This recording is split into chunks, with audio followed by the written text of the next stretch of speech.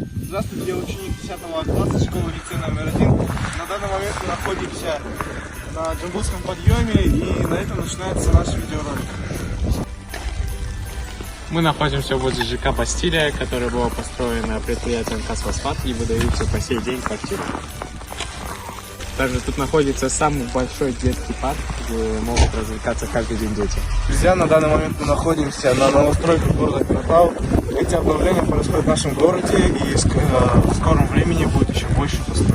Там новый парк построен в городе Каратау, а именно Жар-станция «Бак».